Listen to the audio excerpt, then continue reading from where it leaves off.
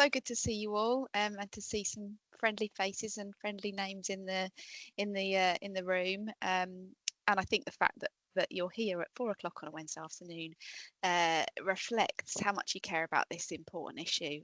So really looking forward to having a really good discussion on what we know is probably the single most difficult thing that we face at the moment in education and in children's services. So hopefully over the next hour, we will have discussed or shared some of the burden, as well as talked through some of the solutions, and really see me as the warm-up act for Matt, who'll be speaking after me. Because if you're anything like me, you'll think, oh, that's great, Fran, talking about the theory, but how can it work in practice?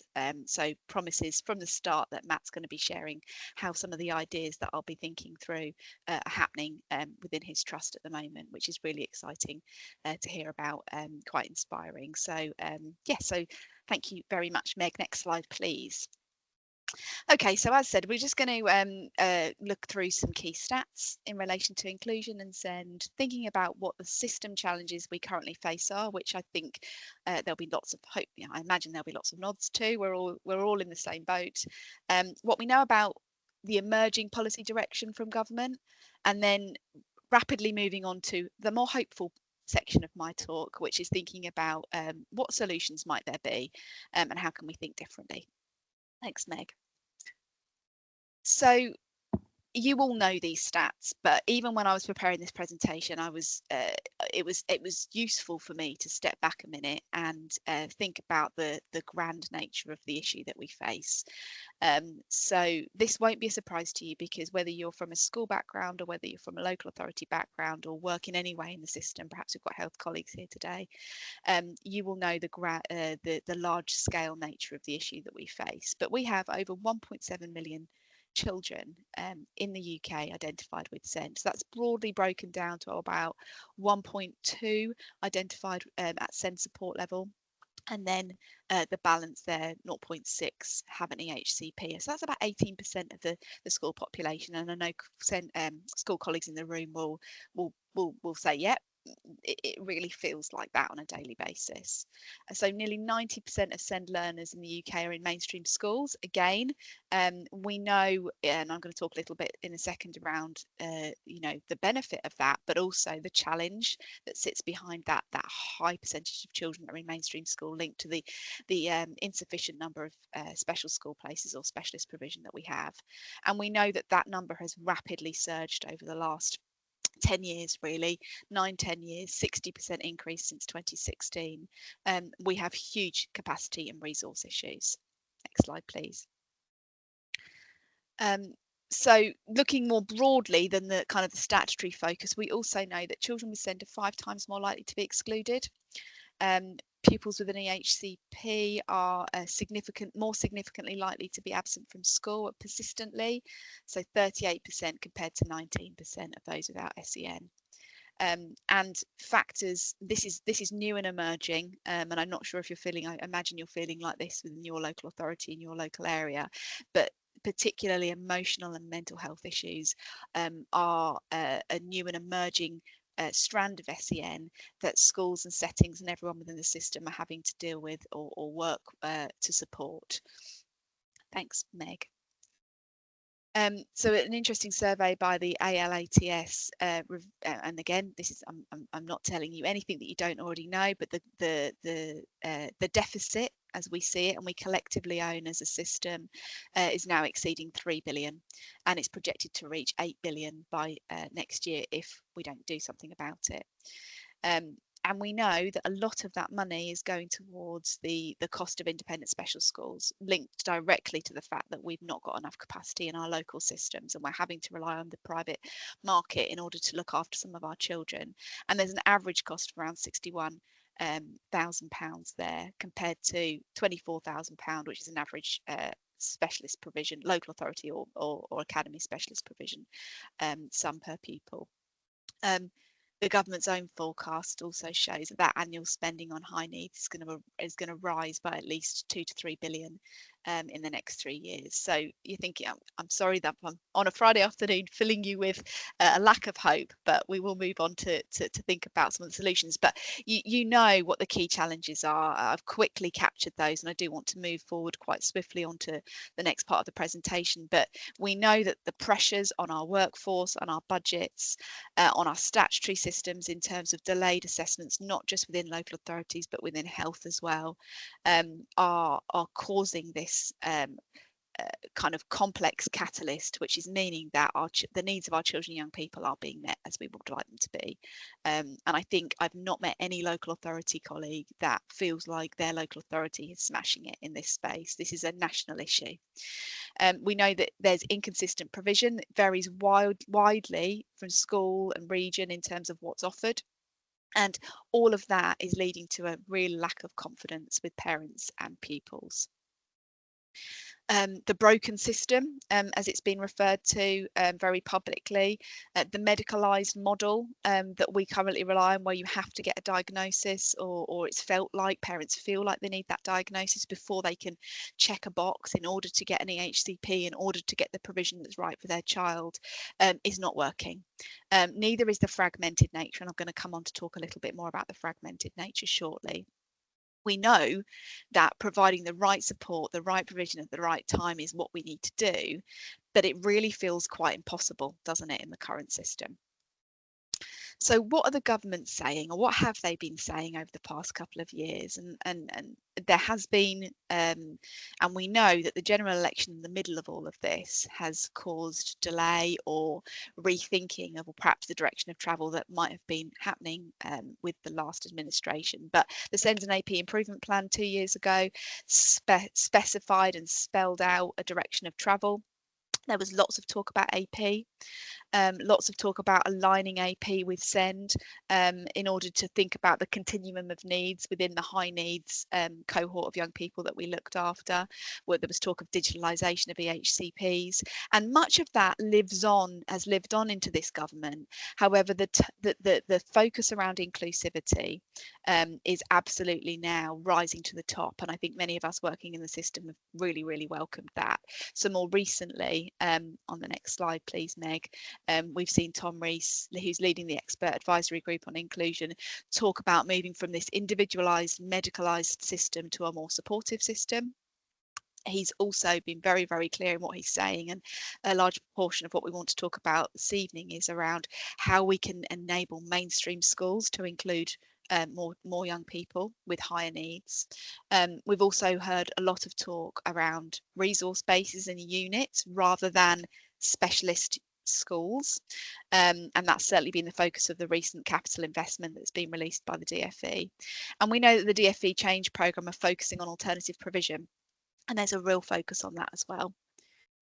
So whilst I've filled you with a lack of hope, let's move on to talk about what I think are some areas of good practice and some light in the system that we can be really thinking through. We know that there's likely to be, or we are imminently waiting, more policy update from the DfE, but in the absence of that, once we know the direction of travel, I would argue that we can absolutely be working at a local level to try and move in the right direction within the remit of what we can do. So my view is that it starts with whole school inclusive culture. We have to change the culture and the way we support our mainstream schools, or all schools, but predominantly our mainstream schools, to include children, all children. And if we start at the core principle that all children are welcome and accepted, we look beyond attainment and achievement, without any compromise on high expectations. If we consider that as a core cultural principle in all of our mainstream schools, we consider from leadership right the way down through the school, we start to ask how can that be achieved? Because we know that in the current system, with the current Ofsted framework or with the current curriculum, that's really tough for our mainstream schools to achieve. But if we work from a premise that we want to be able to include all children, or the majority of children, we start to ask how, rather than, and again, this is thinking about a system approach rather than an individualised child approach, which is what our current system is based on. At the moment, mainstream schools have few options other than to consider the individual child and how to find a path for them. But if as a system we enable mainstream schools to think around how to adopt a different way of working so that the school can cater for the majority of young people with SEND, then we start to think about things differently. And that has implications for curriculum, uniform, behaviour policy, provision pathways and recruitment. And some of the stuff we're going to talk about this evening is bigger than we are collectively. But we do again hear good rhetoric from government around the direction of travel with Ofsted, the direction of travel with the curriculum review, thinking and considering how the whole system can start to become more inclusive. We can't do it on our own from a children's services or education perspective. And the premise of strong relationships with young people and high expectations is one that is increasing. I'm increasingly hearing in the system, and the notion of a warm defender, on the next slide please Meg, of young people was something first muted by a guy called Kleinfeld in 1972, and then Carl Rogers, the famous psychologist, kind of took that and ran with it, really, in terms of how can we have unconditional positive regard for our children. We work in a care system, and I think but the current system that we've worked with has pulled us as educators and as care workers in so many different directions. We have struggled to be able to have that unconditional positive regard. So you don't say, I need you to do this and this and this before I can value you in my system. You say you are valued, even if you find X, Y, and Z difficult. It needs to be genuine and authentic, because I don't know if you've ever hung out with a teenager. I live with 3 of them. They can work out if you're not being authentic. It needs to be genuine and authentic, but it also needs to be supported by the system. It's all well and good us speaking to schools, and as I said, Matt will come with some examples shortly about how this is working within his trust. But until we're supported as a whole system, this is really, really difficult to do on an individual school basis. But it absolutely has to form part of thinking differently on a school level, has to form part of the future. Next slide, please, Meg. Linked to that, and extremely important, is we need a system of workforce development. So our teachers within our school system, who spend 95% of their time with the young people that we talk about, need to be supported to be able to shift in their thinking. And that goes right the way through from teacher training, right the way through to ongoing CPD. And as a system, again, an individual school basis, that might work, but as a system, if we adopt a process of workforce development across the collective bodies and invest in our workforce in our schools, then we are more likely to be able to achieve that goal of having an inclusive culture within the school. We've seen examples of inclusion champions, and again, I'm not going to talk too much on this because Matt's going to cover this in greater detail, but investment in evidenced whole school approaches, system approaches, moving away from the child focus through to whole system. A school system that can look after a young person with SEND absolutely can also look after a young person who doesn't need that more specialist expertise. We also need a system of early intervention, and this is not a new idea, but it's one that local authorities and schools have struggled to implement in places because of the focus of our resource, as we said at the top of this presentation, is at the specialist end. But where we have seen examples of that investment being moved earlier, we are seeing some really, really good examples about how the escalation of need can be prevented. So seeing that support for SEND as a universal offer rather than something that you have to do X, Y, and Z in order to achieve. Responding at the right time, we know works. What we need is a system that enables and supports that to happen. And again, direction of travel in terms of policy does seem to be moving in that direction, which is fantastic. Next slide, please. So that all is great, but if that occurs within the current fragmented system of provision, and I've tried to articulate this with little, they look like little germ cells, don't they? They're cogs, they're not germ cells. Currently, I know mainstream schools feel that they're really quite isolated, and their only route to get support for their young people that have more complex needs is to funnel them out and find support from that specialist provision. There are alternative provisions out there. We've got family hubs, we've got locality inclusion support systems out there, we've got resource bases, but they are all quite, well, it'll be really interesting to hear your views, but from feedback we've received, it feels like they're quite fragmented and they're not as wrapped around a mainstream school as we might hope to be. And on the next slide, I've tried to, again, in picture or in capture a system.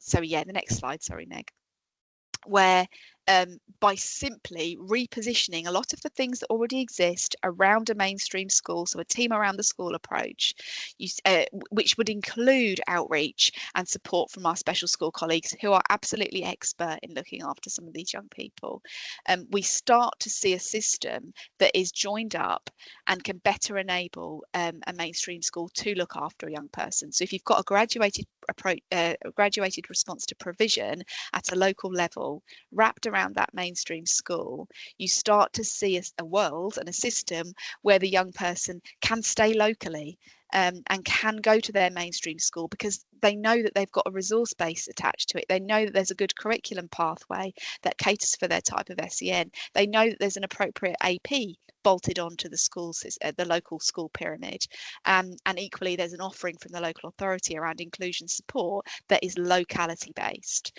So we know that that works, and where we're working with local authorities that are moving in that direction, they're starting to see that impact on the statutory system, i.e. numbers of EHCPs not reducing, but the curve is, as we used to talk about in COVID, the curve is flattening, and the more importantly, the level of the outcomes being achieved for those young people being held locally and being far more positive. So a key part of that system is alternative provision, and it's historically, my background was an inclusion support officer originally. Next slide, please, Meg.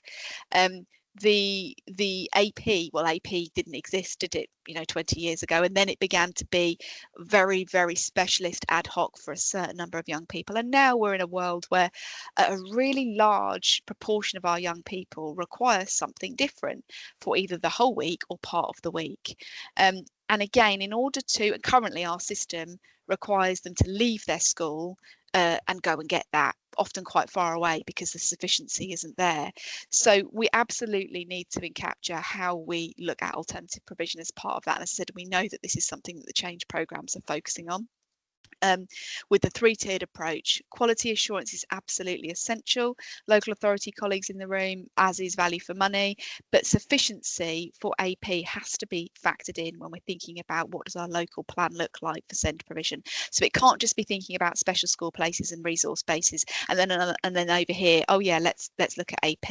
It is a continuum of support, and different young people will need different things, but often the provision next to or co-located around a mainstream school is where we've seen real success for young people. So in conclusion, and I'm coming in for a land now, on the next slide, please, Meg. Oh no, sorry, back one. I've got a bit of a lag on my laptop. And on one more, please. Thank you there.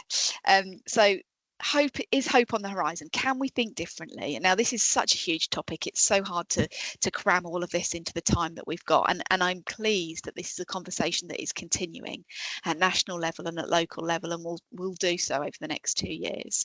We know that we all know it, don't we? None of us got into this system because we didn't want to support children to reach their absolute potential. We know that we need the national standards to drive the consistency. We know that we need investment in our workforce. We know that we need system-wide commitment. Matt will give an example of what's really working locally for him. If he worked then in a bigger system that adopted similar principles than his trust are, then the outcomes for those young people would increase again. We also know that we need investment, and none of this is easy without the correct funding coming into schools, which is another agenda that's a hot one for us all at the moment. So in conclusion, before I hand over to Matt, I just wanted to give some final thoughts and a bit of a quick case study around a young person who I think probably encapsulates where our system is struggling at the moment. So this is Bella. Bella's 14. She's year 9 on roll of a mainstream school, and up until 18 months ago she was a typical student who had a very, very normal profile and had always performed well at school. Almost overnight she developed OCD, which is a mental illness that is affecting a lot of our young people at the moment. A whole other webinar is why, but we're not going to focus on that now. But what that means is she washes for up to 6 hours a day. She's terrified of germs and contamination and getting sick, and what do we know? Our schools are full of that. So she is really, really struggling. Her attendance has completely dwindled, and she is now on roll of the medical needs provision, but equally not able to access that at all, because again, many of our medical needs provisions in local authorities are catching up with the increase in mental illness in children, young people. Her mainstream school have exhausted their standard local offer for SEN. They are struggling to meet her need. There's no local AP. So currently she sits at home all day and does nothing apart from suffering with her illness. She's been on the waiting list for CAMS for the last 18 months. Next slide, please, Meg. So in the current system, Bella's parents have no choice but to apply for an EHCP. The process, as we know, will take up to 30 weeks due to capacity in all local authorities. Meanwhile, Bella misses the start of her GCSEs. She's at a mainstream school and they can't meet the need, which the parents agree on based on their current provision offer. There's no local provision in terms of resource bases or AP attached to mainstream schools. And there's no real special school offer that meets her need either. The only options, therefore, Bella's parents are for her to attend a local provision with autism, which isn't appropriate for Bella's SEN, but it's a question of fitting a child into the system that we already have. She has to travel about an hour and a half to get there, so the likelihood of her attending on a regular basis is very, very low. It will also be extremely high cost because it would likely be an independent placement. So the local authority would roughly be spending around 70 grand a year on Bella. She's just not likely to reach her potential. Now, in an inclusive system, her mainstream school would feel so confident and equipped to meet her need. They would have provision available, local networks of support from across the health services as well as the education services to tap into as soon as her problems arise. And she's not the only one in her year that experiences this. She feels safe at school. She feels accepted, going back to that culture of inclusivity. And so therefore, actually, her mental illness is better managed because she feels safe. They have an on-site AP where she can go if she needs to, but she makes rapid progress because the right support is with her at the right time. The knock-on effects of her being in education are significant because she feels like she's achieving. Her kind of self-esteem is good, and actually she starts to make a rapid progress with her illness as well as in an educational environment. She keeps friendships. She engages with Key Stage 4 curriculum as she's able to and manages to get a good set of GCSE passes. At no point did Bella's parents ever feel they needed to apply for an EHCP because she was well looked after. So I'm going to leave you with that and hand over to Matt. Thank you so much for your time and listening. Great. Thank you so much, Fran. If you would all like to put any questions you have for Fran in the Q&A section, she'll answer those at the end. We're now going to hear from Matt Bindon on how to successfully set up an internal alternative provision. Matt leads on this for TED Rag Trust, and he has successfully helped set up several APs in the Southwest. Thank you. Good afternoon. Beg your pardon. Good afternoon, everyone. Sorry, can I go one slide back, please, if that's okay? Just for a bit of context, I thought I'd introduce myself. So, yeah, currently I am a trust leader in the TED Rag Trust, which is a mainstream trust in the southwest of England. We're 18 schools, 2 all through and 3 primary. But prior to that, I spent 15 years in mainstream, some of that in leadership inclusion positions. But the 5 years before joining the trust, I was a head teacher of a special school and an alternative provision in the southwest. And I think why I just want to set the scene a little bit, and it went against my better judgment because it grates me occasionally that people that give their CVs as introductions. So I've completely gone against that to begin with. But one of the reasons that I am in this role now was that I came to the conclusion that I was seeing so many young people who were either joining our alternative provision, who were applying for places at our special school, where I could not unthink, with a different mainstream offer, you could possibly still be at school. There is no doubt in my mind, and colleagues from specialist provisions here today, there will always be a place for specialist education, and some young people are absolutely beautifully placed with superb staff and great facilities and an amazing offer. But there are far too many children, in my opinion, that with a real flexibility and bravery of leadership and resources and all of those things could still attend their mainstream school.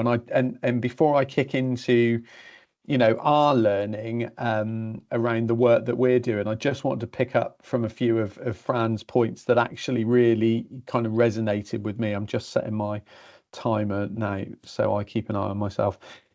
I think one of them that Fran talked about that we feel really strongly is about locally enabled education. We know a number of our children that attend special schools where, schools can't meet need, have to travel really significant distances, and that leads to some real challenges around their friendship groups. There were young people in the special schools where I worked where one travelled an hour from the east and one travelled an hour from the west. And they were best of friends in school, but never got the opportunity to meet outside of school. And actually, the online world was something for them. And obviously, we know that where that's not possible, then young people go out of area and away from their families and their friends. So I think the work that we are doing, trying to hold on to young people in our schools by providing something different, is really, really important.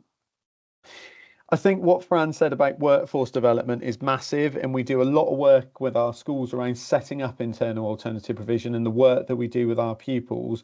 One of the things that I say to our schools, and I cannot say it emphatically enough, is that there needs to be an equal level of support for our staff who, when a young person has been to an internal alternative provision, we're really supporting the staff to help them reintegrate back. So it looks like often that with 6-week, 12-week packages, we do all the work with the pupils and then nothing changes in the classroom for those young people. So Fran's point about workforce development alongside how we are setting up internal alternative provision, I think is huge. I'd also like to pick up on the point that I feel really privileged in our trust that they took a punt on me to kind of bring some specialist knowledge and experience in, and lots of your local authorities and schools and local special schools will really be working around the special school outreach program and coming in to do kind of whole school level work. They'll be coming in to do pupil level work, and I do think that part of this change, and I think it will be a generational change, is doing things that we haven't done before and doing them better and doing them more widespread. So Fran's point about that kind of isolation of mainstream schools, and how do we ultimately understand that if we live in a city or a town, all of the specialist providers work for all of the children in that locality, irrespective of what school that they attend, I think is a huge point, and something that we are continuing to work with our special schools in and around the work that we do on our internal alternative provision. And I think the final 2 points is one, in a second I'll go on to the learning in some of our what we call best bets. It's definitely not research, and we're not calling it that at all, but what we are doing is really trying to codify. These are some of the considerations. If you are looking for something around setting up internal alternative provisions, many of you will know of and work with an organisation called The Difference. They now have a national network of people that are setting up, that work at trust level, work in the provisions for internal alternative provision. So I would highly recommend that you look at the work that they're doing, join the network. There's been some amazing events so far this year, because this is a growth area around work that hasn't been done or is really emerging, and hopefully some of you are starting to think about.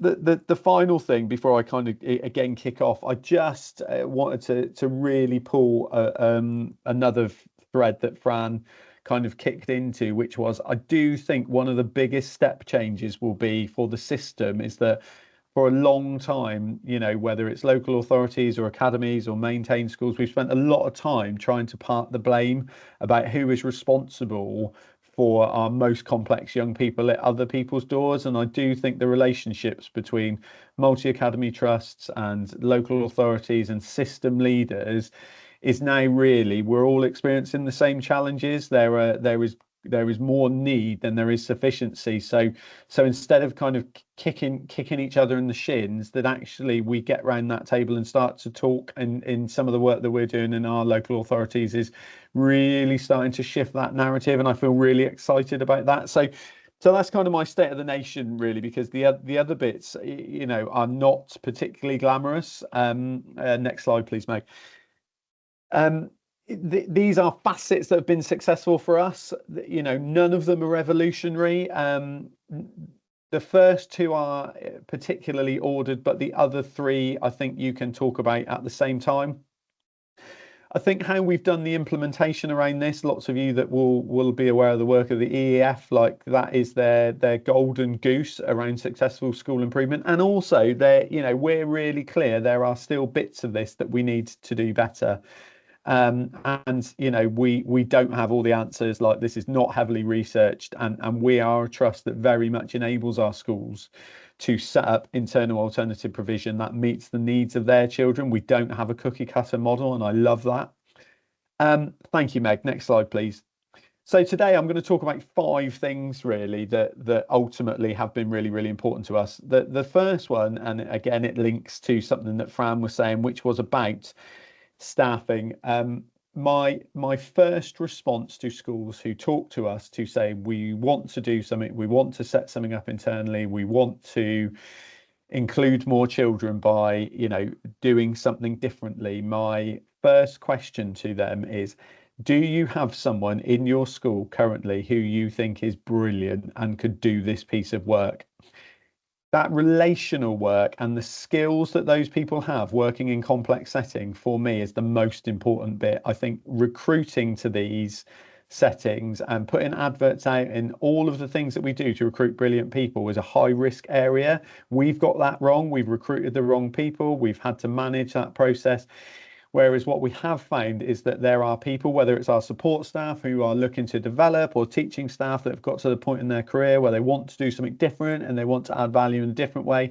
Some of our senior leaders are really passionate about this and they've taken that on. So start from within, whoever you've got in your deck of cards in a school, look for that first and then backfill those positions. For us, that's been without question the most successful way to do it. They have established relationships with the school, the systems, the process. It doesn't mean that we haven't successfully appointed externally. That's definitely not the case. But lots of you will have got that wrong and felt that experience of when you don't get recruitment right. So looking at home first is definitely my advice on that. And then the second part to it, which, you know, you've got a great person, you've got a senior leader, a teacher, you know, a member of support staff, is start sharpening your pencil about the budgetary implications of this really, really early. Because if you want a teacher from your school to be redeployed and you're going to have to appoint another teacher to backfill them, getting the finances and the logistics of this right really early doors, because you know who you want, but you have to find a way to balance the books to make it happen.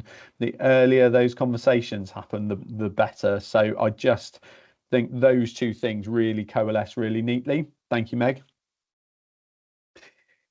The second one, and these are the first two very deliberately. One of the reasons why all 18 of our schools do not have internal alternative provision. Everybody loves the concept, but the physical space to do it in, where it's the right place, it's in a suitable level of repair, it's got a real sense of identity. Some schools are saying, I'd love to do it, but I physically, Matt, cannot find a space on our site, in our campus, in our school, to do it, and that's fine, because what we will never say to schools is that space over there is good enough, let's shoehorn it in there. We won't start the process. Now, what we do is we push back to schools really hard to say, you might have to make some really significant compromises to the layout of your school.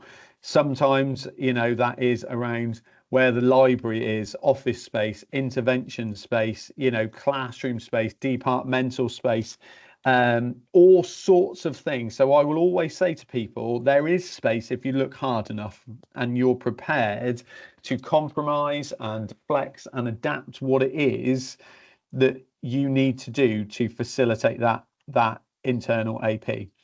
Once you've got the right location, and that is largely about location, then for me, it is absolutely about thinking about how do they get in there? How do they get out? What access do they have to the rest of the school? Can we make it a really nice, welcoming space? And it needs to have an identity. Lots of ours are called Reflect, Re-engage, Harbourside, the Hive, all of those things that give it a sense of what its purpose is. So that, you know, and we've got more provisions coming online in September, and we've had to work the hardest around the staffing and the location. The rest of it, once we've got those kind of rocks in the jar really locked in, then the subsequent things happen much easier. But it's taken schools some time to really figure out those first two bits in order to get them to where they need to get to for the next section. Thank you, Meg. The curriculum question for me is a really, really interesting one. And I think by starting, what do you want your internal alternative provision to do is really, really important. For us, I love the fact that all of ours are really different. Some have been really clear that it's about preventing permanent exclusion and it's about helping young people re-regulate their behaviours. Some have said, actually, that's not where we need it. You know, those emotionally based school non-attendance. Actually, we need a safe space that they, you know, like Fran talked about for Bella, that is where our greatest need is a school. We need somewhere to bring those young people back into school. Some of our schools do that really well because their space means they can combine what are often our bubbly key stage 3s and are sometimes really complex, really anxious, you know, key stage 3s and 4s. And they coexist really nicely. And I've read lots and I've heard lots to say that never the twain shall meet. I think if you are really clever and really deliberate about your implementation, one of our schools does that brilliantly, and we're really proud of what they have achieved for those young people. Some of our schools, it's been much more binary than that, and they have said we are spending too much money for our children to go unregistered external alternative provision. We have to find a way to bring them back to school and give them some of what they need. So I think ultimately that leads to the curriculum bit is then how do we go from the IAP, where they spend short, medium, long-term amounts of time to really think about the reintegration. Working with curriculum leaders is an absolutely ongoing process. We are constantly working with them because what we can't do is replicate 25 lessons a week in 10 subjects. What we do want to do is give them some really core knowledge and skills and the ability to reintegrate, so that the minute that they go back into their lessons, they don't go, this is really scary because my curriculum gaps now mean I don't feel like I know anything. We do an awful lot of work around pre-teaching and reintegration and working with staff that when they receive them back, that they don't feel that cliff edge in knowledge. That's really tough. We're not getting that brilliantly right all of the time. We're working sometimes where pupils are doing work online. Sometimes we have specialist teachers come in and work with them in the provision. We have narrated PowerPoints. We do, so one of our schools does a 1 day in, 1 day out. So actually the day that they're not in is much more around preparing them to be really successful on the day that they're out. Some schools, they're out for significant periods of time. This is one of the most complex bits. Like I say, just the level of thought at senior and middle leadership about what important knowledge is and what lessons they're going to go back into and what cycles they're going to miss is massive. So just think really deeply and carefully about what your IAP is and how you are going to answer some of those big questions. Thank you, Meg.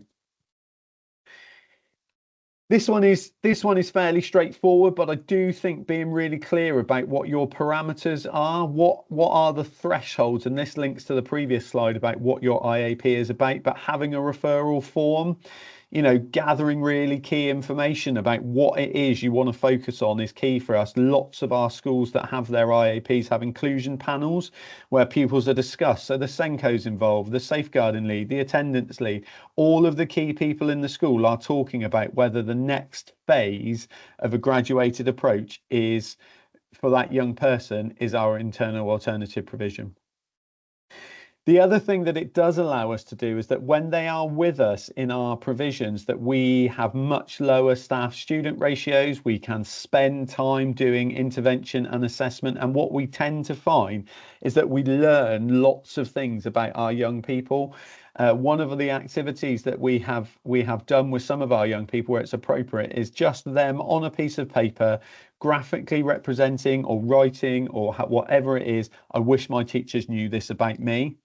And this goes back to that workforce development bit that Fran was talking about, is that whatever it is that we uncover and they feel safe and they talk to us and they are able to articulate what those challenges are past that kind of what we often face, which is I don't know, and they genuinely don't.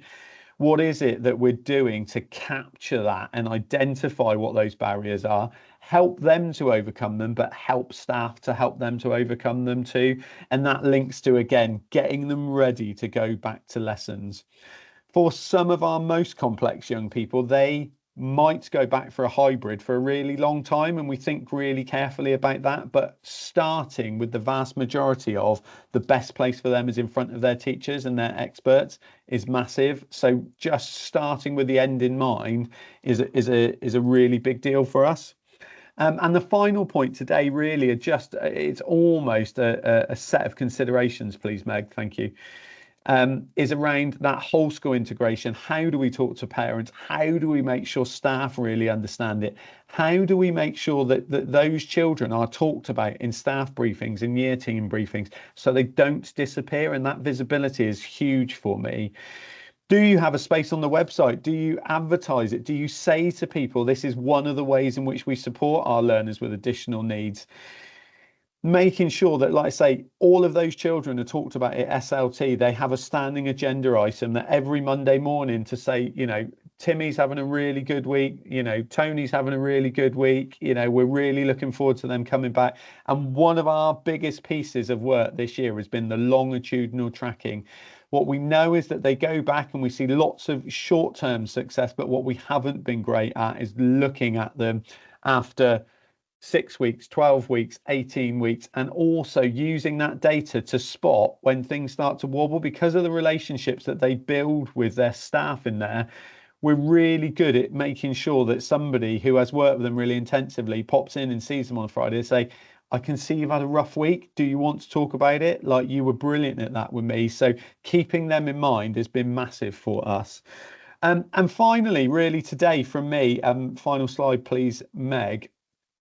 I'm also I'm kind of using this as a bit of an opportunity for those of you that are already in this space. You know, if I missed something glaringly obvious, I'd love to hear from you. My email address is on the slide. I'm always really happy to talk to people. Our trust is supremely generous with the time that they allow me to give to talk to other people about it, because I love talking to people about this. I think it's such an exciting thing that when we do it brilliantly, we are genuinely making life-changing differences to young people, and we're giving them a second chance. Is that so the first two bullet points really is for somebody to sit there and say, Matt, I think you've missed something that we do that is an absolute game changer for us. I'd love to hear from you. But finally, if there is anything that you'd like to talk to me about that is beyond the questions of today, send me an email. I'm really happy to book a slot in and talk to people. Look, that's my timer. And talk to people about the work that we're doing. It's not perfect. It's not research driven. We are learning all the time, but we're really excited because what we are seeing is some really green shoots for young people that have not been to school for a long time or have not been successful in school for a long time. And for us, this is just some of the ways in which we're doing it. So Apologies, total whistle stop. I'm conscious I want to try and leave some time for any questions for Fran or I. But thank you, Meg, and thank you for asking me. I genuinely love this work and love talking about it. So thank you for the opportunity.